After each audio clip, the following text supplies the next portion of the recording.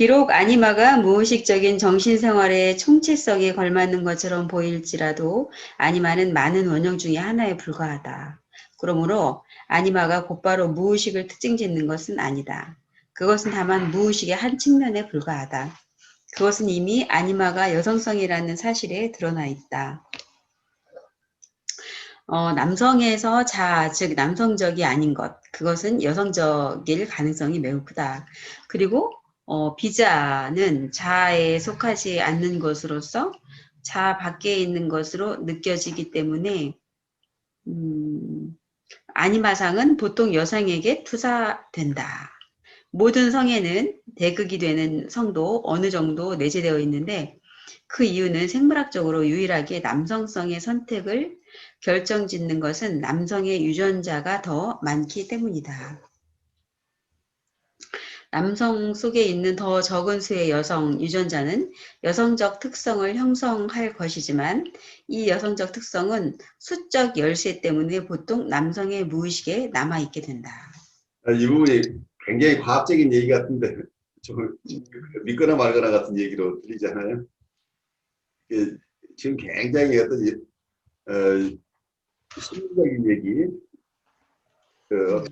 눈에 보이지 않는 세계 얘기를 하다가 갑자기 유전자에 의해서 모든 게 결정된다고 하는 거가 특히 남성성, 여성성이라고 하는 것. 남성성과 여성성이라고 하는 건 어떤 면은 굉장히 사회적인 관념일 수 있죠.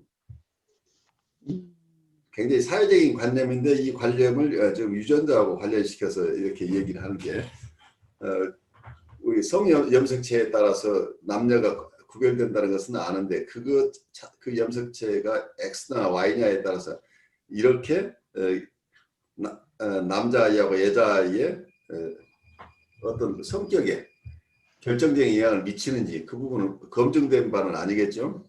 과학적인 사고하면서 그것과 바로 연결시킬 수 없는 심리적인 사실, 어떤 경우 영적인 사실, 어떤 경우는 수도 사이언스라고 그래서 그냥 유사과학적인, 심리학적인 사실 이런 것을 같이 섞어버리죠. 그러다 보니까 이분을 이해하는 게 어떤 게 굉장히 어려워요. 그래서 이분 이해하는 방식을 꼭 따라갈 필요는 없고 이분은 이제 이렇게 얘기를 한다고 그냥 얘기를 우리가 이해하는 정도로 가도 될 것 같아요. 그리고 여기서 자아, 비자라고 하는 게 니히트 이히라는 개념을 썼는데 남성성과 여성성이 남성 안에 있는데 남성성은 자기 것으로 받아들이지만 자기 안에 있는 거지만 여성성은 자기 것으로 느껴지지 않기 때문에 이걸 외부에 투사하게 된다. 그래서 투사가 일어난다. 이제 이렇게 설명을 하고 있어요. 그래서 그분의 심리적인 부분을 우리가 충분히 따라갈 만해요. 근데 이걸 바로 유전자하고 관련시키거나 하는 부분은 조금 지나칠 수 있고 여기서 나라고 하는 거 이히하고 또 니히트 이히라고 하는 그 자하고 비자 이 개념이 어떤 면에서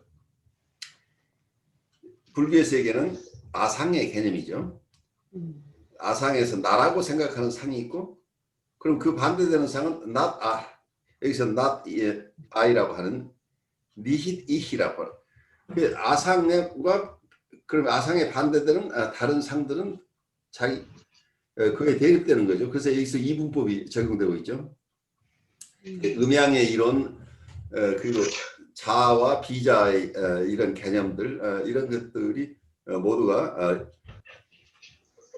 어떤 면에서 현상의 세계들의 얘기를 하고 있는 거죠. 우리는 끊임없이 분별심을 가지고 있다고 봐요. 대부분 드러난 모든 것을 이해할 때 음과 양으로 남과 여로 높은 것 낮은 것 밝고 어두운 것 이렇게 얘기하는데 사실은 그 부분을 그렇게 우리가 관념할 뿐이지 무지개를 보면 무지개는 7개의 색깔이 있죠. 어떤 면 더 자세하게 보는 분은 그것부터 200개, 300개의 색깔로 볼 수도 있겠죠. 그런데 어떤 분은 생명이 보면 그냥 두 가지의 색깔로 밝고 밝지 않은 것으로 볼 수 있는 분도 있겠죠. 그래서 우리가 인식 체계라고 하는 것은 굉장히 주관적이라고. 그러니까 불가에서 보는 부분 동양 쪽에서 어떤 면에서 세상 만물은 우리 마음이 만들어내는 것이다 보는 거죠. 그래서 같은 산을 바라보는데 그 산에 대한 상 자체가 사람마다 다 다르다는 거예요. 그래서 어떤 사람은 또 저기 어른거리는 나무의 그림자를 보고 어떤 사람이 지금 어른거린다고 느끼는 사람도 있죠. 그리고 어디에 지금 새끼줄이 여기저기 묶여 있는 것을 보면 어떤 사람 저 뱀이 도사리고 있다고 느낀다. 그래서 우리는 어떤 면에서는 굉장히 객관적인 것을 본다고 다 얘기를 하지만 객관적인 게 이라기보다는 자기 마음 안에 있는 상들이 투사되는 경우들이 대부분이다. 그래서 우리가 허상의 세계 속에 산다, 이제 이런 개념들을 가지고 있는 거죠. 그래서 융은 끊임없이 원형의 얘기를 해서 어떤 상으로부터 오는 영향, 내가 지금 내가 가지고 있는 상, 나에 대한 이미지하고 또 다른 어떤 상들이 내 무의식에서부터 의식으로 출현할 때 이 무의식과 의식을 어떻게 조화하느냐. 그래서 무의식 속에 있는 어떤 것들이 조화돼 나오는 과정을 어떤 인디비듀에이션이라 그게 개성화 과정이라고 이렇게 해서 어떤 의식과 무의식의 어떤 통합 내지는 조화 이런 것들을 계속해서 얘기를 하는데 그 부분은 어떻게 보면은 이건 상 안에서 상을 해결하고 상과 관련된 문제를 해결하고자 하는 어떤 시도로 보이죠. 근데 동양 쪽에서는 모든 우리의 번뇌, 그러니까 요즘 말로 불안이나 우울의 원인은 우리가 상에 붙잡혀 있기 때문이다. 그래서 이 상에서 벗어나는 것이 우리가 마음의 평정을 회복하는 것이다. 이제 이런 개념을 가지고 있어요. 그래서 서구적인 개념과 동양적인 개념이 크게 서로 다른 점이 여기서 드러나는 거죠. 그래야 서양식으로 얘기를 하면 지금 여기 융이 보고 있는 바하고 똑같은 거죠. 프로이드나 융이 보고 있는 건 우리 마음 안에 있는 마음에 드러나는 여러 가지 상들은 크게 봐서 자기에 대한 상도 있고 자기가 아닌 대상에 대한 상들이 끊임없이 우리의 마음에 일어나게 되는데 내가 번뇌가 일어나는 건 이 상들이 내가 굉장히 뛰어난 사람이라는 내 아상을 가지고 있다면 나는 완벽한 사람이야 라고 한다면 그 이미지에 걸맞게 살려고 막 엄청나게 애를 쓰죠. 근데 현실은 경우에 따라서 그게 실패하는 경우들이 생기니까 실패하게 되면 우울해지고 실패하지 않으려고 하니까 강박적으로 세상을 살 수밖에 없게 되죠. 그래서 자기 상에 끌려서 사는 거죠. 그래서 대상에 끌려가고 자기 상에 끌려가고 이러느라고 우리 마음이 분주하다 항상. 그런데 어쩌면 이 상들이라는 것이 공상이라고 보는 거예요. 진리의 세계 속에서 보면은 불가에서 사법계하고 이법계라는 세계 두 개로 우선 크게 나누는데 우리가 현상의 세계 속에서는 우리 안에 끊임없이 생각이 이런 생각 저런 생각이 일어나고 그 생각으로부터 많은 또 연쇄 반응으로 또 다른 많은 생각들이 떠오르는데 이제 이런 것이 끊임없이 많은 생각이 우리를 지배하고 그 생각에 따라서 우리가 또 행동하게 되고 이러는데 원리의 세계라고 할까요? 진리의 세계, 또 눈에 보이지 않는 세계에서 본다면 내가 가지고 있는 상이라는 것도 실제 그 상이 무엇인지 찾아보려면 그 상을 좀 가져와 보라 하면 내놓을 수 없다는 얘기예요. 대상에 대한 상도 그것이 내가 가지고 있는 것일 뿐이지 실제하는 게 아니라 이것이 공상이라고 철저하게 깨닫는 사람은 자기 안에 일어나는 온갖 상들이 그게 모두가 공상이라는 걸 깨달으면 그 번뇌에서 벗어날 수 있다는 얘기예요. 그러면 나는 아무것도 없느냐? 그게 두려움이잖아. 그럼 내가 없어져 버릴까 봐 두려움이죠. 근데 내가 생각하는 나라는 것은 그건 사회적으로 우리가 성장하는 과정에서 만들어진 어떤 이상화된 자기나 아니면 평가절하된 자기나 뭐든 우리 마음속에 우리가 아는 내가 인식하는 어떤 나라는 개념인데, 그리고 그와 대조적인 것은 내가 아닌 것, 이제 이래서 객체에 대한 여러 가지 개념들이 생겨나는데, 이 부분들이 우리는 태어날 때 그런 아무런 나라는 생각, 대상이라는 생각 없이 태어났다니. 그렇지만 애는 태어나면서부터 어때요? 자기 엄마에게 다가가고 젖을 먹고 그리고 불편하면 소리 지르고 이러면서 이 세상을 살아가는 것. 그렇게 생겨날 수 있는 것은 무언가가 눈에 보이지 않는 마음이 있다는 얘기죠. 이게 원래 우리가 타고난 마음이라는. 그 마음은 우리가 항상 우리한테 있다는 얘기예요. 그래서 이런 비유를 쓰죠. 태양이 떠 있는데 여러 가지 날씨가 흐리면 구름이 끼어 있는데, 어떤 사람은 먹구름이 항상 끼어 있어서 태양을 거의 보지 못하는 사람은 태양은 없어, 그냥 우리는 먹구름 속에 사는 거야 라고 느끼는 사람. 어떤 사람은 이 구름의 양이 적어서 어떨 땐 태양이 비쳤다 구름이 끼었다 하면, 어떨 땐 자기가 밝은 광명 아래 있다는 느낌을 받아서 항상 그 우울함 속에 계속 빠져 있는 사람하고 조금 다르죠. 그런데 어떤 사람은 이게 구름이라는 것은 잠깐 생겼다가 없어지는 거라는 걸 깊이 깨달은 사람은 태양이 항상 큰 광명을 가지고 항상 떠 있다. 그것을 깊이 아는 사람은 지금 구름이 있거나 없거나 태양이 떠 있음을 안다는 얘기예요. 그래서 우리의 여러 가지 용어를 쓰지만 참 자기라고 표현하는 사람, 진화라고 표현하는 사람, 어떤 도라고 표현하는 사람은, 어떤 사람은 태극이라고 표현하는 사람, 여러 이름으로 그걸 하나님이라고 부르는 분도 있고 부처라고 부르는 분도 있고 있지만, 우리 안에 어떤 신성이라고 부르는, 어떤 도라고 부를 수 있는 어떤 귀한 것들이 이미 다 가지고 있다는, 누구나 가지고 있다는.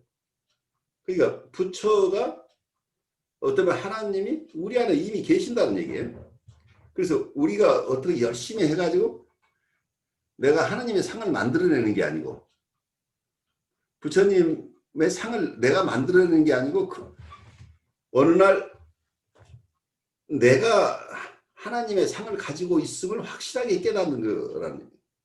그냥 깨치기만 하는 거지, 이것을 내가 배워서 알거나 그 지적으로 이해하는 게 아니고, 내가 하나님의 모든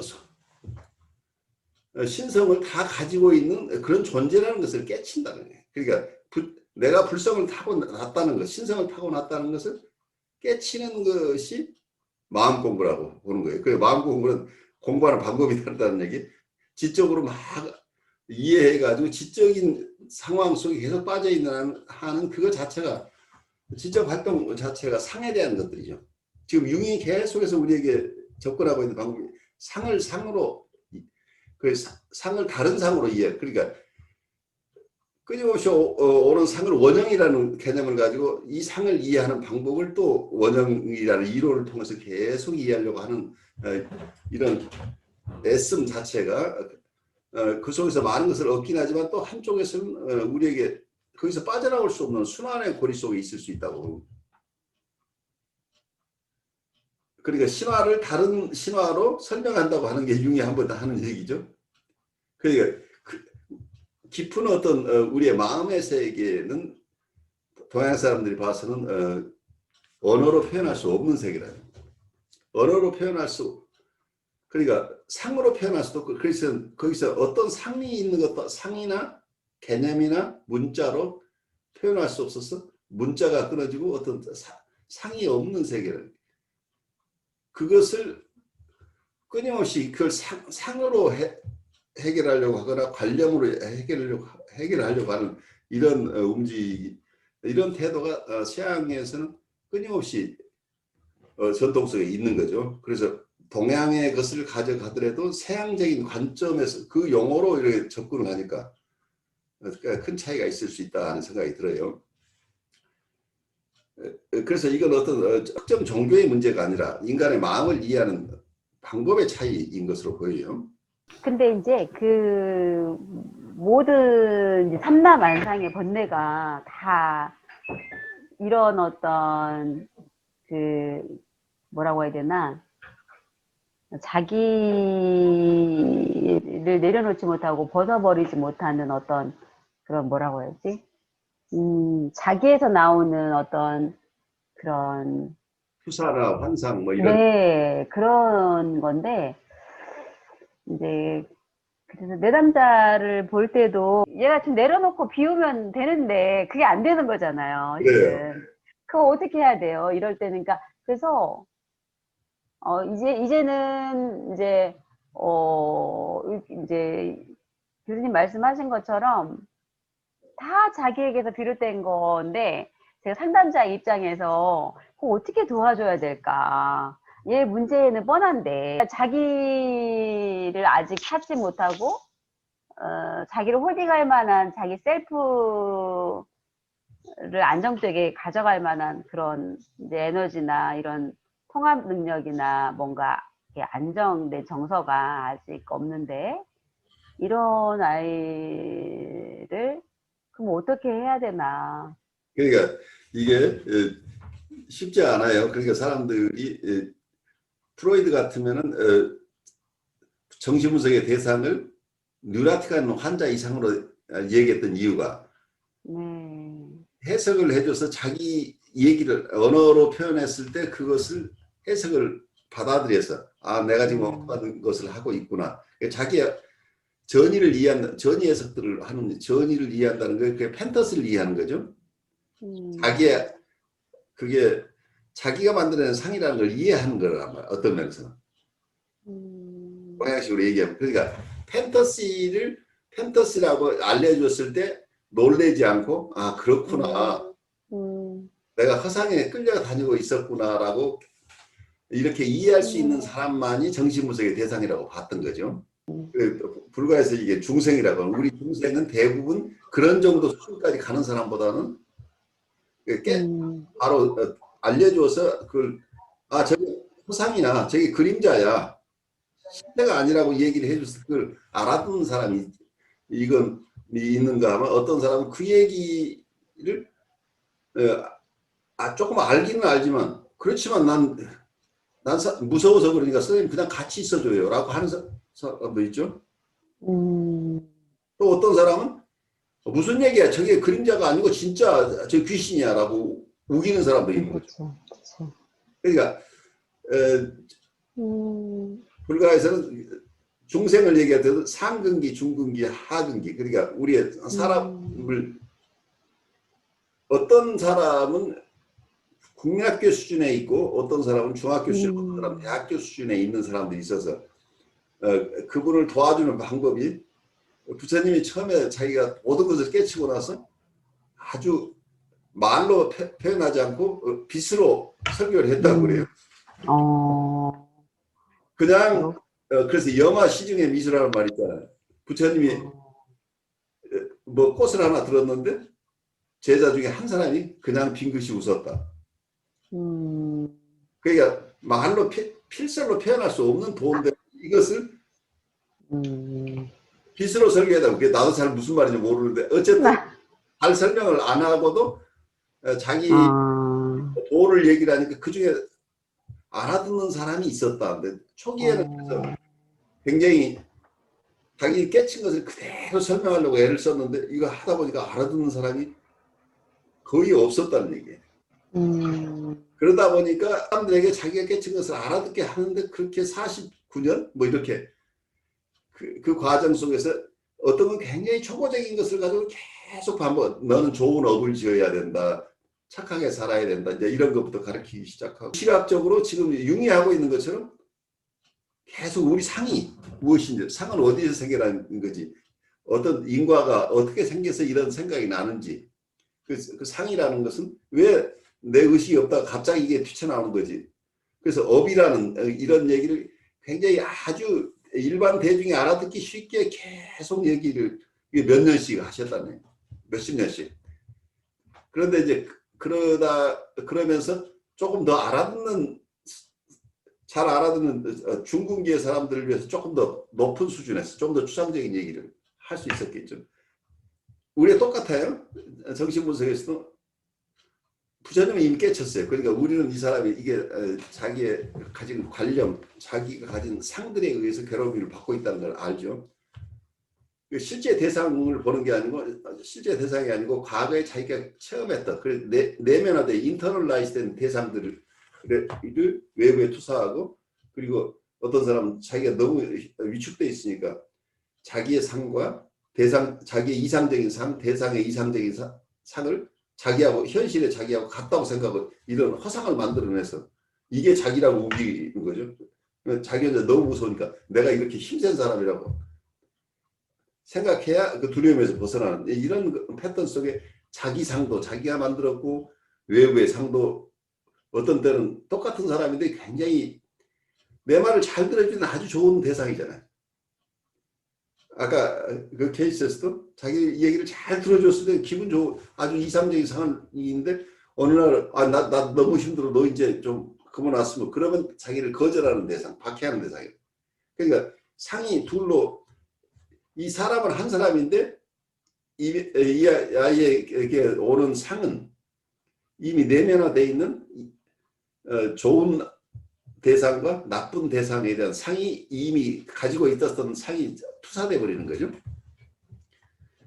이 사람을 통합된 대상으로 보지 못한다는 게 이분들의 문제잖아요. 그래서 어떤 때는 좋은 상에 매달리다가 그 좋은 상의 말을 들어주지 않은 나쁜 상으로 평가절하가, 그래서 이상화와 평가절하가 계속 일어나는 게 이런 현상들이 아니에요. 결국 상에 이끌려서 상에 기대하고 상에 끌려다니는 거죠. 그러니까 자기 마음을 놓쳐버리고 상에 이끌린다는 얘기예요. 이제 이 과정을 다 아는데, 문제는 이걸 프로이드처럼 해석을 해줬다간 이분들은 큰일 나요. 그러니까 내 말을 알아들을 수 있는 사람에게는 해석을 통한, 그러니까 법문도 아주 이분들이 통찰에 이를 수 있도록 하는 법문을 하게 되면 그건 아주 짧은 얘기로 끝날 수 있겠죠. 그러니까 그분을 가르치는데 그렇게 오래 걸리지 않은, 어떤 분은 바로 상근기의 제자 같으면 한두 마디 했는데 벌써 깨쳐버렸다는 얘기야. 어떤 사람은 그냥 쉽게 깨쳐서 자기가 이미 부처님의 경지에 가는 제자들이 얼마든지 나오는데, 많은 대중은 그렇게 할 수 없고, 어떤 분들은 이 생에서는 도저히 그렇게 할 수 없는 사람도 있다는 거예요. 그래서 중생이라고 하는 거예요. 그래서 업이 많아서, 그러니까 업이라고 하는 게 자기의 경험이죠.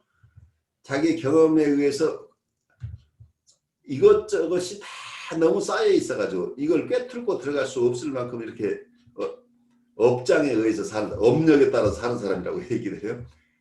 그러니까 업에 가지고 있는 힘이 에너지인데, 이게 말하자면 우리가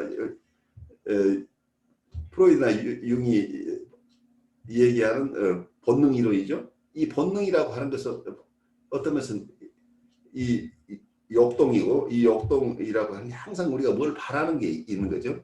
무언가를 얻고 싶은데 그게 좌절이 일어나고, 좌절이 되면 또 공격성이 생기라고 하는, 그래서 심플해요. 리비도 띠어리하고 오그레션 띠어리라는 게, 우리가 원하는 것이 많은데 그것이 얻어지지 않을 때 공격성이 나오고, 이게 반복된다. 이게 어떤 거의 윤회의 사슬처럼 느껴지는 거죠. 이 생에서도 그러고, 이 생에서도 계속 그러다가 또 다음 생에도 그런다는, 이걸 깨치지 못하는 사람은 계속 윤회를 할 수밖에 없다. 그러니까 이게 어떤 면에서는 여기서 윤회라는 얘기가 맞느냐 틀리냐 이렇게 할 부분이 아니고, 우리 한 사람의 삶 속에서 저는 이렇게 보면 어떨까 싶어요. 한 사람의 삶 안에서 내 생각이, 번뇌가 일어났다가 쓰러지는 것이 윤회라고. 그런데 이걸 깨치지 못하면 끊임없이 힘든 생각이 일어났다가 조금 사라졌다가 또 다시 또 힘든 생각이 일어나서 고생을 하는 거, 이거 자체를 윤회라고 볼 수도 있지 않나.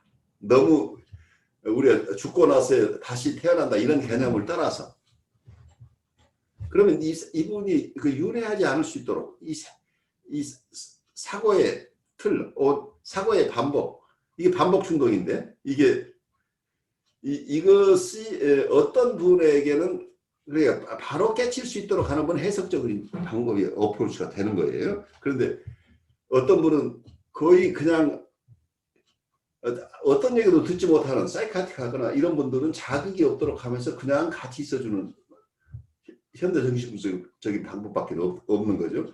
그런데 또 성격 장애이거나 보드라인 페이션트들은 많은 부분이 정서적인 커뮤니케이션에 의해서 오랫동안 있어야 그때부터 그림자가 그림자라는 것을 받아들일 수 있는 때가 된다는 얘기예요.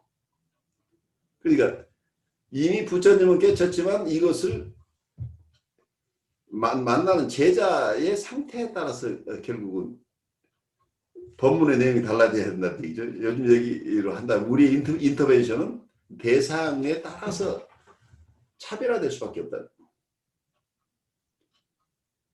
그래서 이걸 어느 하나가 맞다 틀리다가 아니고 궁극적으로는 우리가 도와드려야 될 그분들이 어떤 상태에 있는가, 어디까지를 받아들일 수 있는가에 따라서 우리가 결국은 여기에 적응해야 된다는 이런 것으로 돌아오는 거죠. 그래서 부처님도 49년간 얘기를 하는 얼마나 지겨웠겠어요. 그렇지만 그걸 하신 게 이 중생을 하나라도 더 이 고통에서 벗어나게 하기 위해서 수없이 각각 다른 용어로, 다른 상황으로, 다른 방법으로 인도했다는 얘기죠.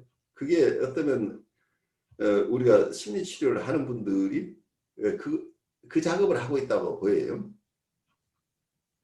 어떻게 생각하세요? 아, 그 교수님, 그 윤회라는 교수님의 그 윤회가 뭔가 내 안에 해결되지 않으니까 계속 그게 돌아가잖아요. 돌아가는 거잖아요. 계속 나올 수밖에 없는 거잖아요. 그렇죠. 그런데 그 해결이 되면 사라지잖아요. 사라지죠. 그 해결 안 나타나잖아요. 어떻게 해결? 그 동화책 중에 100만 번 살아난 고양이라는 책이 있거든요. 네.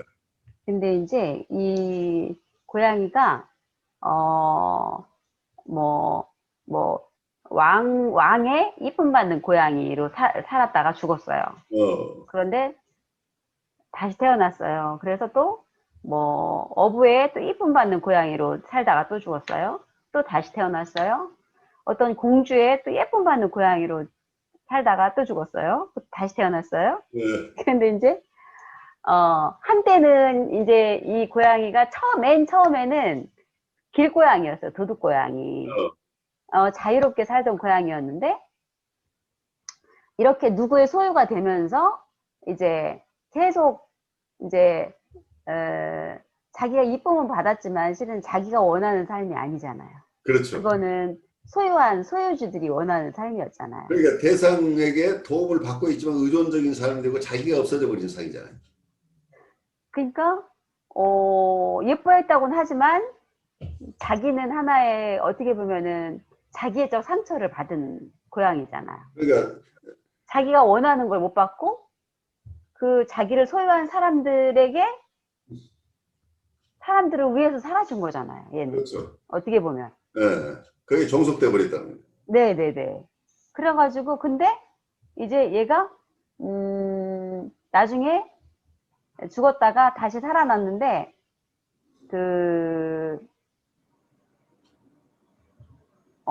살아났는데 자기가 좋아하는 자기가 이게 하얀 고양이를 만나게 돼요. 그래서 수만 번을 막 이 사람 저 사람 막 이렇게 그 소유물이 돼가지고 살다가 이제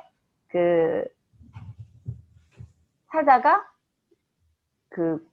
흰색 고양이를 만났는데 너무 마음에 드는 거예요. 너무 마음에 들어가지고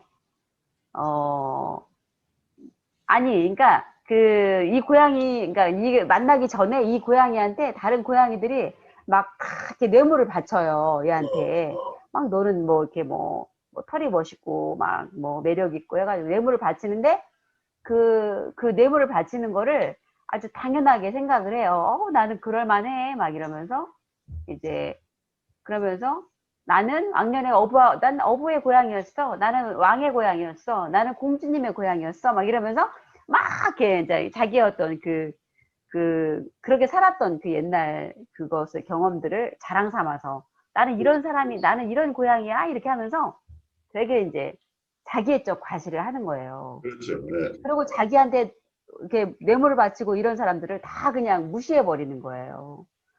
나는 당연히 너희들이 그렇게 그 예물을 응? 받을 받을 만한 수 있는 자격이 있어. 그렇죠. 자격이 있어. 이러면서 근데 이제 이 고양이한테 하얀 고양이가 나타나요. 너무 매력적이고 너무 좋아하는 고양이가 나타나는데 그 고양이는 얘가 나는 이런 고양이야. 나는 누구하고도 살았어. 난 이렇게 잘난 사람이야. 잘난 고양이야. 이렇게 해도 그 고양이는 꿈쩍을 안 해요. 그냥 뭐 이렇게 그냥 뭐 아무 대꾸도 안 해요. 그냥. 그러면서 자기 길을 가요. 그냥. 자기 길 가는데 오랜 구애 끝에 받아줘요. 그 하얀 고양이가. 어, 받아줘서 거기서 이제 그 결혼을 해가지고 이제 저기 새끼를 낳아서 새끼들은 다 이렇게 이제 자유롭게 놔줘요. 길고양이의 삶을 살도록. 네. 그렇게 했는데 이제 자기 그 와이프 되는 고양이를 이제 아파가지고 이제 간호를 하면서 애도를 이렇게 잘 해서 보내요. 보내고 다시는 이제 살아나지 않았대요. 자기도 이제 죽었는데 그 고양이는 다시는 살아나지 않았다. 이렇게 하고서 끝나요. 동화책이. 교수님. 재밌는 얘기네. 근데 이걸 보면서 교수님의 윤회가 내 안에 해결되지 못한 것이 계속 나타났다가 또 나타났다가 없어진 것 같으면 또 나타났다가 근데 이 고양이는 다시 태어날 만한 이유가 있잖아요. 아니, 그 이유가 그러니까 그게 업력이라는 거예요. 업에 의해서. 그게 그거잖아요. 그 해결되지 못한 미해결 과제 아니에요, 그게? 이 어떻게 문제를 보면. 해결하면은 여기에 와서 할 일이 없잖아요. 그쵸. 태어나지 않아도 자기 상태에 만족하고 어쩌면 아까 얘기한 태양 아래 자기 편안하게 들고양이로서 그냥 살고 있을지 몰라요. 그쵸. 들고양이가 사람들의 귀여움을 받는 고양이로 변신하고자 하는 이 상념 때문에 음, 끊임없이 윤회를 음, 거라는 얘기. 그쵸. 그래서 마지막에 태어나지 않은 거는 이제 여한이 없는 거 아니에요? 여한이 이제 없는 거예요. 자기를 받아준, 진짜 자기가 좋아한 대상이 자기를 받아줬잖아요. 그렇죠. 네. 받아주고, 거기서 이제 새끼를 낳고 이렇게 하면서 거기서 자기애적 상처가 치유를 받은 것 같아요. 그래서 얘는 이제 다시 태어나지 않아도 되는 거예요. 미련이 없는 거예요. 미련이 없는 거죠. 예. 그 자유스러움을 얻었다는 얘기. 그 영혼이 자유스러움을 얻어서 네. 이 어떤 업의 사슬에 더 끌려가지 않아도 된다는 얘기다. 그쵸. 그래서 이 동화책에 나오는 고양이의 예를 들면서 이거 엄청난 심리를 다룬 고양이 책이구나라는 그러니까 거를. 심리치료를 다룬 것이기도 하고 어쩌면 우리가 이 윤회에서 벗어나는 어떤 이 네. 사람들이 계속 끊임없이 실패하고 있는 지점을 설명하고 있는 거죠. 그쵸. 그래서 어떤 이게 해탈의 길이고 연단의 길이라는 얘기예요. 그러니까요. 그 윤회를 저는 한 번도 그렇게 생각해 본 적은 없는데. 그렇죠. 예. 뭐 어떻게 보면은 이제 그 성경에서도 예수님이 하나님 나라가 여기 있다, 저기 있다 하지만 응? 뭐 속지 말라. 하나님 나라는 내 마음 안에 있느니라 그랬거든요. 그렇죠. 바로 그거죠. 예. 그러니까 어쩌면 생로병사가 예. 한쪽에서 보면 이건 정말 우리 삶 속에 가장 어려운 거고 어떻게 헤어날 수 없는 길이라고 생각하는데 눈이 뜨이면 그러니까 우리가 꿈에서 깨어나면 생로병사 현상 자체가 우리가 해탈의 길이라는 얘기예요. 이게 불생불사라는 얘기예요. 우리가 이게 그림자를 넘어서 볼 수 있는 능력이 있으면 내가 태어난다고 하는 것 자체가 내가 태어난 게 아니고 원래 나는 있는데 나한테 몸이 주어졌다고 볼 수 있죠. 몸이 주어져서 어떠면 지금 고양이가 태어나서 남의 귀여움을 받겠다고 하느라고 이게 새로 태어난 고양이 어부나 누구의 귀염받는 고양이로 사는 것 자체가 자기라고 생각하는 것 자체가 허상이다. 이 삶을 내가 오기 전에도 이 고양이는 있었어요? 그쵸. 있었어요. 있었죠, 분명히. 있었어요. 그러니까 들고양이로서 아무 제약 없이 자유스럽게 살았던 고양이인데 갑자기 어떤 생각에 의해서 누구의 귀여움을 받는 고양이가 되겠다고 하는 순간 이 아이덴티티가 지금 상실이 됐죠. 그쵸. 들고양이가 집고양이가 뭐 변화되는 상을 가짐으로써 이 고양이는 계속 집고양이에 걸맞는 삶을 사느라고 무지하게 애를 쓰고 있잖아. 그러니까 가장 멋진 집고양이가 되는 거죠. 그쵸. 그래서 엄청 그 멋진 집고양이에 걸맞는 삶을 사는데 그 삶에서는 해소되지 않는 것이 뭐가 있죠. 왜냐하면 자기가 아닌 삶을 사니까 그림자의 삶을 지금 자기 삶이라고 계속 우기고 사는데 애써서 다 살아봤는데 그래도 뭐가 자기를 잃어버린 것 같은 느낌 때문에 다시 되돌아와서 또 시작해야 되는 거죠. 그래서 강박적인 사람이 오늘 밤새 생각을 했다가 또 하루 좀 지났다가 며칠 지나면 또 다시 그 지점에 돌아가서 계속 강박적으로 돌아가는 거다. 똑같잖아요. 이 강박적인 사고나 행동 강박이 반복되는 것이 어쩌면 그냥 임상적으로 그냥 윤회가 지속되는 것처럼 느껴져요. 그래서 이분이 지금 그 상태는 전이 전이라고 하는 서양 사람들이 굉장히 분석은 잘하니까 이게 대상 전이 대상 또 내면화된 내적 대상이 치환되거나 전이 됐다고 하는 이 현상 자체는 잘 설명을 한다는 얘기죠. 서양 사람들이. 그러니까 그 얘기는 우리가 알아들을 수 있는데 그렇다고 그럼 이 사람은 어떻게 해야 돼? 라는 부분에서는 많은 차이가 그러니까 서양식으로 얘기하면 왜 이런 전이가 일어날까요? 그 전이를 하나하나 해석해주면 이 사람이 나아질 거라는 생각을 하는데 그런 생각 자체가 어떤 모두가 허상이라는 것을 보는 게 동양적인 생각이에요. 그러니까 이런 내가 들고양이다 집고양이다고 하는 상념 자체가 이미 분별이 세계죠. 그 이분법의 세계라는 거죠.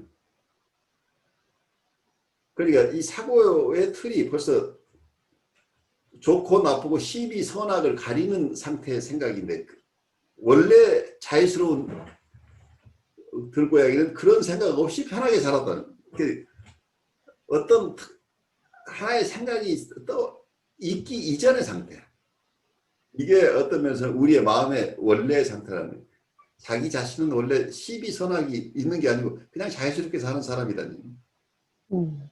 근데 우리는 이건 나쁘고 좋고 나는 나쁘고 좋고 이런 시비 분별이 생기면 그 중에 어느 것을 난 좋은 걸 해야 돼. 나쁜 것을 하면 안 돼. 그래서 그 집착이 생긴다는 거예요.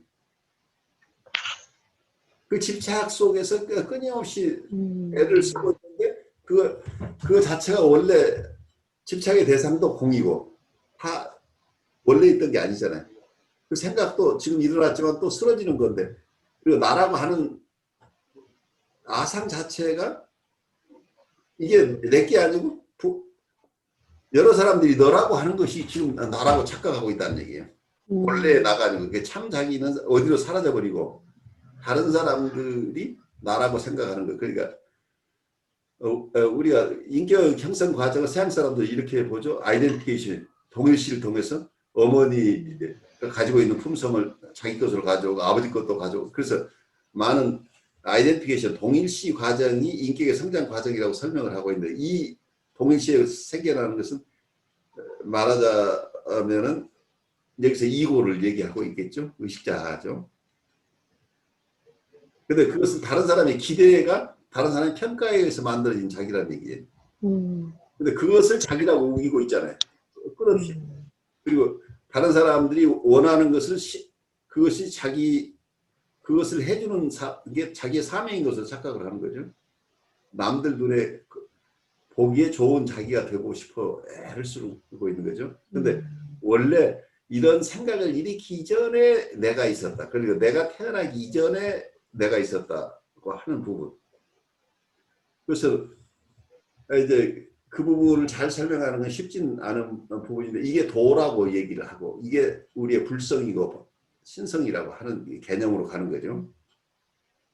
그래서 원래 이런 부자유스러운 이런 번뇌가 있기 이전에 내가 있다고 하는 거라고 한다면 우리는 이 번뇌의 내용을 잘 분석하는 것을 넘어서 아주 상근기라고 하면 아주 잘 훈련된 분들은 그걸 뛰어넘을 수 있는 사람은 바로 이 모든 상 넘어이 공사인 것을 철저하게 깨닫게 되면 다시는 번뇌의 뿌리가 완전히 잘려 나간다는 거죠.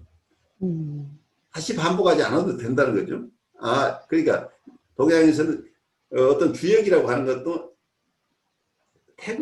태국의 어떤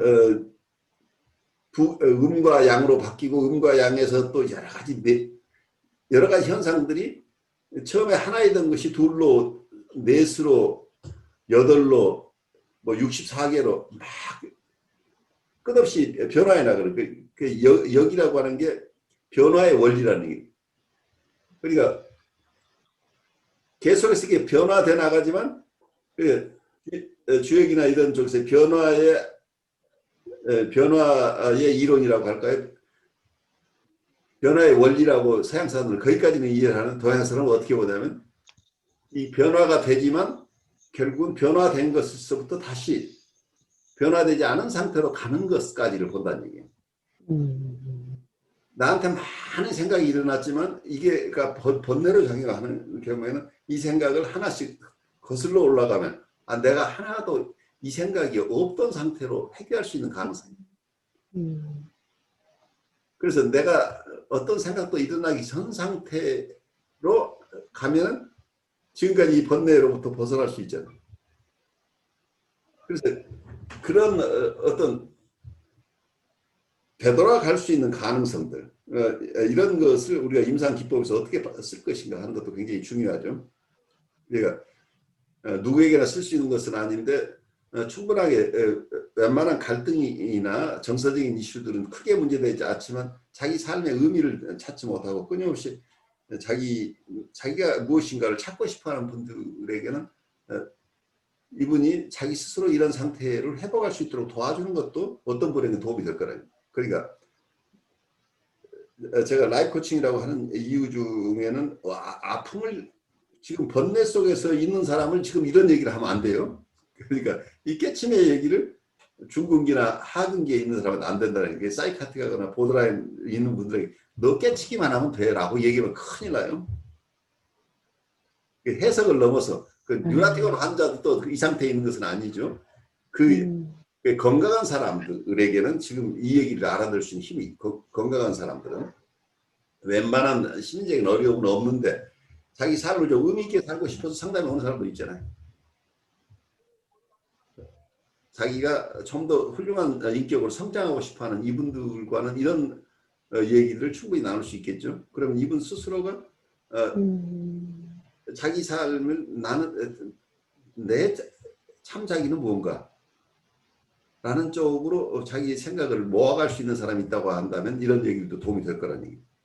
그래서 우리가 라이프 코치를 하거나 상담을 하는 분들은 그러니까 가장 사이카틱하거나 보더라인이거나 뉴라틱하거나 한 상태에 있는 분뿐만이 아니고 건강한 상태에 있지만 무언가를 끊임없이 의미를 추구하는 사람들까지를 포괄할 수 있도록 우리 스스로가 준비돼야 된다는 얘기입니다. 그런데 이 깨침의 얘기를 보드라인이나 사이카틱한 사람들 했다가 우리가 뺨맞고 큰일 나니까 그래서 대상을 먼저 봅시라니. 내가 만나는 대상이 어떤 분인가 그분에게 걸맞게 우리가 얘기를 해야 돼. 그래서 이분은 우선 정서적으로 공감해주는 대상이 꼭 필요한 분은 이분이 그 지점에 어느 정도 해결될 때까지 같이 있어줘야 되는. 그래서 어렵다는 얘기예요. 그래서 한 사람이 그냥 깨쳤다고 그래서 모든 사람은 그 깨친 방법을 알려줘서 다 그렇게 하세요. 그렇게 안 된다는. 부처님도 49년을 설법을 했다는데 우리 깨침이 얼마나 많아가지고 우리가 만나는 사람 그냥 우리가 깨친 것을 알려줘서 그분이 금방 나을 것처럼 이런 착각하지 말자네. 그 부처님은 부모님이 누구예요, 교수님? 그분은 왕자로 태어났다고 그래요. 인도? 인도의 인도의 왕자. 예? 인도의 조그만 왕국의 왕자 아버지가 정반왕이라고 하는 분이었다고 그래요. 네. 그리고 결혼도 했어요. 아, 결혼도 했는데 이분은 끊임없이 생로병사를 사람들이 왜 이렇게 힘들게 태어나서 병들고 죽어가는가 이 문제를 해결하고 싶어서 자기의 왕자를 버리고 수도를 시작한 사람이죠. 그 몇 년도죠? 이분이 태어나신 게? 2500년 전 얘기예요. 2500년 전이요? 네. 그러면은 예수님은 2000년 전이라고 하잖아요? 그러니까 500년 더 앞서 있나요? 500년 이상 앞서 있는 거죠. 그렇구나. 근데 이제 보면은 이제 교수님 말씀하신 게 이제 처음에 이제 원래 자기가 있었고 우리가 육체를 덧입고 이 세상을 살다가 또 육체를 벗고 또 돌아가는 거잖아요. 그렇죠. 근데 이제 저는 이거를 이제 실은 육체도 똑같이 정말 이렇게 아기로 태어났다가 다시 아기로 돌아가잖아요. 그렇죠. 태어날 때 진짜 갓난아기로 아무것도 할 수 없는 도움이 그렇죠. 필요한 네. 그렇게 누구의 도움을 받지 않고는 살 수 없는 그런 존재로 태어났다가 이제 장성에 성장하고 이렇게 살다가 또 갈 때 보면은 정말 누구의 도움이 없이는 또 살아갈 수 없는 그런 아주 연약한 자로 그렇게 병들어서 그렇게 기저귀 차고 그렇게 가잖아요. 네, 네. 기저귀 차고 빨개 벗고 네. 이제 가잖아요. 그게 이제 어쩌면 이렇게 똑같은지 어쩌면 이렇게 그 아기가 태어나서 이렇게 와가지고 이제 점 찍고 이제 살다가 다시 그 돌아가는 과정이 다시 아기로 돌아가는 과정이 그리고 이제 없어지잖아요. 육체는 없어지잖아요. 네. 그럼 이 과정이 이 물질적인 이 과정도 실은 우리가 또 이런 정신적인 과정, 영적인 과정하고 너무 똑같다, 너무 닮아있다라는 거를 또 다른 알게 되는 점으로 것 재밌는 게 나를 구성하고 있는 것이 아까 나라고 하는 것이 외부에서 생각하는 것이 나라고 하는 것처럼 그러니까 내 것은 하나도 없어요 지금. 근데 물질적으로 보면 불교에서는 지수화풍으로 우리 몸이 만들어졌다. 그러니까 딱 흙하고 물하고 불하고 바람 이거 빼면은 거기에서 우리 몸을 아무리 해부려도 나라고 하는 게 남아있었다는 얘기예요. 내가 내 몸이라고 하는 것이 내 몸이 아니라는 얘기. 이미 원래 있던 것이 여기저기 인연에 의해서 모아진 것일 뿐이라는 게. 그러니까 어떤 것이 모아져서 내 몸이 됐다는 거죠.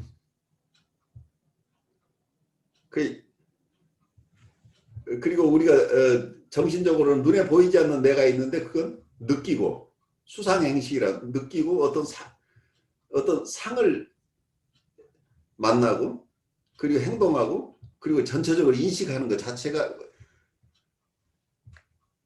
이거 자체가 이제 그러니까 한쪽에서는 우리 몸이 있고 한쪽에서는 우리의 정신이라고 하는 것들이 있는데 이거 자체가 전부 내게 원래부터 있던 게 아니에요. 우리의 느낌도 어때요? 느낌이라는 거 지금 느꼈다가 5분 후에는 그 느낌은 없잖아요. 사라지는 것들이야. 어떤 상들도 어떤 임금의 상이 나에게 왔다가 갑자기 내가 노예가 된 느낌이고 이런 상들도 계속 움직이는 거예요. 그래서 불변의 것이 아니라 계속해서 항상 있는 그런 것이라면 실체라고 하는데 계속 변하는 거니까 이게 하나의 그림자라고 볼 수 있는 거죠. 근데 항상 변화해가는 이거 내 몸도 계속 변화해가지고 내가 1년 전에 내 몸하고 지금 내 몸은 다르나요? 서양 사람들이 좋아하는 우리 세포 레벨에서 보면 수없이 신진대사가 일어나서 내 몸속에 일부는 계속 죽어가고 또 새로운 게 태어나잖아요. 그래서 내가 나라고 생각하고 있잖아. 내 몸도 내가 국민학기 때 내 몸하고 지금 내 몸은 완전히 다른 몸이에요. 내 생각도 그때 어린애 때 생각하고 지금은 전혀 다르다는 얘기죠. 그래서 변화하고 있는 계속 끊임없이 변화하고 있는 이런 나라는 존재를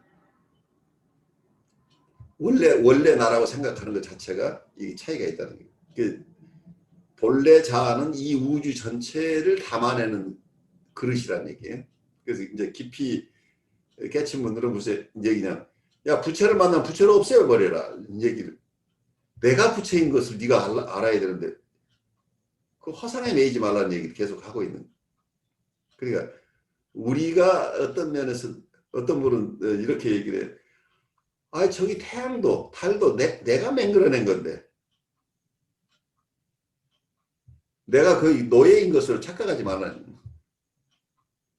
그러니까 삼라만상이 유심조라고 하는 것은 이 세상 모든 것이 내 마음에서 생겨났다고 한다면 내 마음은 우주의 마음이라는 얘기죠. 또 크게 보면 이 우주 전체가 나라고 보는 이제 이런 견해. 그러니까 내 안에 있다고 생각하는 내가 아니라 원래 나는 거주하는 곳이 따로 없다는 얘기입니다.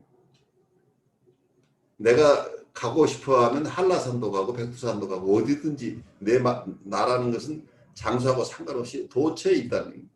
그래서 어떤 삼라만상이 부처 아닌 것이 없다. 근데 그런 얘기들을 우리가 잘 알아들을 수는 없지만 우리가 너무 서구식으로 좁게 우리를 디파인하고 그 개념 안에서 스트럭을 하는 것 자체가 어떤 번뇌 안에서 다른 번뇌로 번뇌를 해결하려고 하는 것 같은 느낌이 오는 거죠. 그런데 그렇게 도와드려야 될 분들에겐 그것이 답답한 얘기긴 하지만 그렇게 도와드려야 된다는 얘기예요. 왜냐하면 그분들은 그 이상의 것을 가지고 설명을 하면 못 알아듣기 때문이에요. 그러니까 아이에게 어른의 얘기를 하면 안 된다는 얘기예요.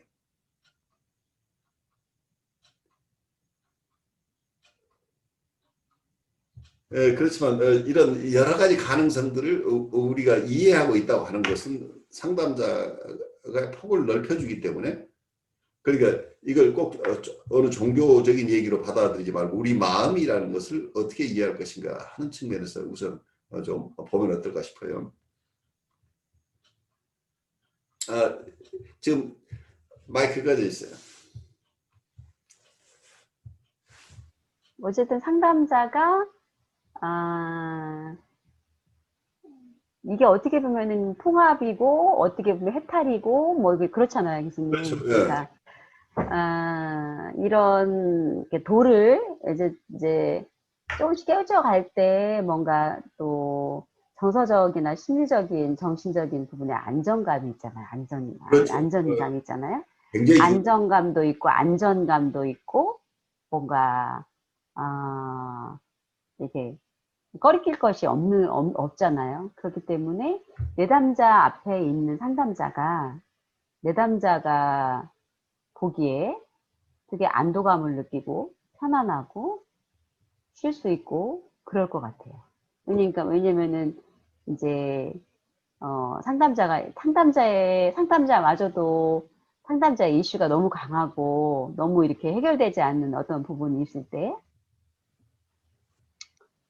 그게 또 막 이렇게 같이 상호작용 속에서 막 역전이 되고 이렇게 왔다 갔다 하고 하면서 오히려 같이 막 거기 내담자와 함께 부르기도 하고 이렇게 하면서 그럴 텐데 근데 상담자가 정말 이렇게 뭔가 늘 그 자리에 안전감을 가지고 이렇게 늘 그 자리에서 이렇게 있을 때 담아주고 수용해주고 이렇게 할 때 내담자가 훨씬 더 편안하지 않을까 그런 생각을 하게 되는 것 같아요. 그래요. 그래서 현대에 와서 릴레이셔널한 사이코애널리시스, 그 관계적인 어떤 정신분석을 굉장히 중요시하죠. 그러니까 서로 간의 커뮤니케이션이나 하는 건 좋은데 릴레이셔널한 쪽에서 잘 도와주려면 상담자가 깨어있는 사람이어야 된다는 게 전제가 돼야 된다고 봐요, 저는.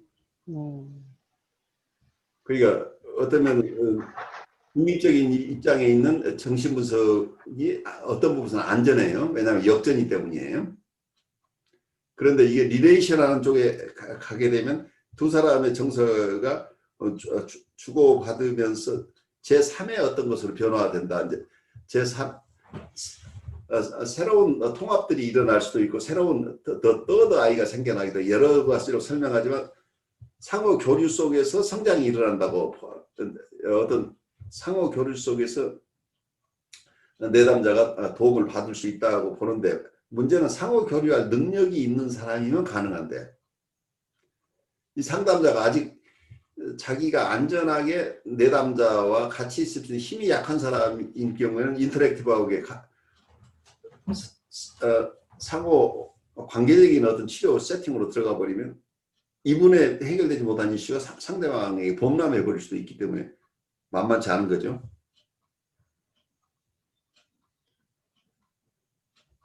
그래서 상담자 스스로가 깨어 있고 자기를 성찰하고 어쩌면 자기 트루 셀프를 살아낼 수 있는 힘이 있어야 된다는 얘기죠. 그러면 어떤 레벨에 있는 분이거나 거기에 걸맞게 자기가 대응할 수 있는 힘이 있으니까 자기 스스로 편안해지고 자기의 주관적인 역전으로부터 많이 해결되는 거죠. 그래서 이 주관적인 역전이 문제는 결국은 각자가 해결해야 될 이슈들이기 때문에 각자가 이 부분을 탐구해 나가지 않으면 다른 사람을 돕는다는 게 굉장히 위험하다는 얘기예요. 그 부분에서. 우리는 아니마 원형과 더불어 신들의 영역, 즉 형이상학이 남겨놓은 세계로 들어선다. 아니마가 접촉하는 모든 것은 신성한 힘을 얻는다. 즉 무조건적이며 위험하고 금기시되고 마술적인 것이 된다. 아니마는 선량한 의도로 가득 찬 악이 없는 인간의 낙원에 살고 있는 뱀이다. 그것은 무의식과의 작업에 반대하는 확신에 찬 근거를 마련한다. 그것이 도덕적 억제를 파괴한다느니 차라리 무의식에 그냥 두는 편이 나을 법한 힘을 불러일으킨다느니 하면서 아니마는 늘 그렇듯이 여기서도 아주 부당하기만 한 것은 아니다. 삶 자체가 다만 선하기만 한 것이 아닌 만큼 악하기도 한 것이기 때문이다. 아니마가 삶을 원할 때 그것은 선한 것과 악한 것을 원한다. 유비의 삶의 영역에서는 선이니 악이니 하는 범주가 없다. 육체적 삶이나 정신적 삶은 흔히 인습적, 도덕 없이도 훨씬 더 잘 꾸려가고 건강을 잘 지킬 수 있는 점잖지 못한 점을 가지고 있다. 아니마는 카가톤 아름답고 착한 것을 신봉한다. 뒤에 발견된 모든 미학과 도덕의 대극성보다 먼저 있었던 원시적 개념이다. 선이 항상 아름다운 것은 아니며 아름다운 것 또한 반드시 선한 것은 아니라는 점을 분명히 하기 위해 오랜 세월의 기독교적 분화가 필요했다. 이 개념의 결합이 보이는 모순은 원시인들에게서와 마찬가지로 고대인에게도 별로 부담을 주지 않았다. 애니마는 보수적이며 피곤할 정도로 오래된 인간 본질을 고수한다. 그러므로 아니마는 역사적 의상을 걸치고 나타나며 특히 그리스나 이집트의 것을 선호한다. 고전주의 작가인 리더 하가드와 피에르 부누아를 이에 비견할 수 있을 것이다. 르네상스의 꿈, 폴리필로의 힌네로토마키아와 괴테의 파우스트 역시 상황에 적절한 낱말을 찾기 위해서 고대 그리스, 로마 고전에 깊이 파고들었다. 전자는 비너스의 여왕을, 후자는 트로이의 헬레나를 불러냈다. 아니엘라 야외는 비더마이어 오직한 시, 나는 잎사귀들의 작가의 필명 비더마이어에서 본뜬 1815년, 1848년 사이의 독일의 예술사조와 낭만주의 작가들 세계에서의 아니마를 생생하게 묘사한 바 있다. 신뢰할 만한 주요 증인들의 수를 늘리는 일은 이제 그만하기로 하겠다. 우리들의 명상을 풍요롭게 하기 위하여 이들은 이미 자료와 자의적이 아닌 진정한 상징적 의미를 충분히 제공하고 있다. 아니마가 현대사회에서 어떻게 나타나는가를 알고 싶다면 나는 에르스킨의 트로이의 헬레나의 사생활을 최상의 작품으로 추천하겠다. 아니마는 깊이 없는 존재가 아니다. 진정으로 살아있는 모든 것 위에는 영혼의 숨결이 깃들어 있기 때문이다. 아니마는 모든 범주 너머에 있는 삶이다. 그렇기 때문에 그것은 모욕이나 칭찬에서도 벗어날 수 있다. 하늘의 여왕이지만 어쩌다 삶 속에 빠져들어온 어리석은 소녀. 성모 마리아 전설에서 어떤 가련한 운명이 신의 별자리로 옮겨졌는지 사람들은 언제 보기라도 했겠는가. 스스로 자기 본래의 다양함을 충분히 행하지 않는 의미 없는 무질서한 삶은 자신의 문명 세계에 적응된 인간에게는 두려움과 방어의 대상이다. 우리는 그러한 삶을 틀렸다고만 말할 수 없다. 틀렸다고만 할 수 없다. 왜냐하면 그것은 모든 무의미와 모든 비극의 어머니이기도 하기 때문이다. 그러므로 태초로부터 이 세상의 인간은 그가 지닌 치유의 동물 본능과 더불어 자기 자신의 심은과 그것의 마력과 결투를 벌이고 있다. 후자가 분명히 암흑이라면 문제는 간단했을 것이다. 그러나 유감스럽게도 그렇지 않다. 똑같은 아니마가 빛의 천사로서, 즉 영혼의 인도자로서 나타나고 작품 파우스트가 보여주었듯이 최고의 의미로 이끌어줄 수도 있기 때문이다. 그림자와의 대면이 도제의 작품이라면 아니마와의 대면은 장인의 작품이다. 왜냐하면 아니마에 대한 관계는 다시금 남성의 정신적, 도덕적 힘에 대한 담력 시험이자 불의 심판이기 때문이다. 아니마는 대부분 투사를 통해서 정신 영역 밖에 머물러 있기 때문에 말하자면 단 한 번도 이전에 인간의 소유물이었던 적이 없는 심리적 사상임을 우리는 결코 잊어서는 안 된다. 아들의 아니마는 어머니의 압도적인 위력 속에 숨어 있다. 그것은 흔히 감상적 유대감을 평생 갖도록 하여 남자의 운명을 심각하게 침해하거나 반대로 대담한 행동을 하도록 그의 용기를 고무시켜준다. 고대 그리스 로마인에게 아니마는 여신 또는 마녀로 나타난다. 이에 반해서 중세 사람들에게는 여신이 성모 마리아나 어머니인 교회로 대체되었다. 개신교도들의 탈상승화된 세계는 처음에는 불건강한 감상주의를 불러일으켰고 그 다음에는 도덕적인 갈등으로 천례화했다. 이것은 당연히 니체의 선과 악의 피안으로도 유도되었다. 그것도 단지 그의 참을성 없음 때문에 문명화된 중심부에서는 이 상태가 점차 결혼의 불확실성으로 징대되어 나타났다. 유럽 여러 곳의 이혼율은 미국을 능가하지는 않지만 이에 버금갈 정도가 되었다. 이것은 아니마가 주로 이성에 투사되어 있음으로써 관계가 복잡하고 알 수 없게 되어 있음을 증명하는 것이다. 이 사실은 그 병적인 결과로 인해 현대심리학이 생겨나는 데 적지 않게 기여했다. 프로이트식 형태를 갖춘 현대심리학은 모든 장애의 근원이 성에 있다는 생각을 섬기고 있는데 이 견해는 기존의 갈등을 더 심화시킬 뿐이다. 사람들이 원인과 결과를 혼동하고 있기 때문이다. 성적 장애는 결코 신경증적 곤경의 원인이 아니다. 오히려 의식적 약화된 적응에서 유래하는 병적인 작용이다.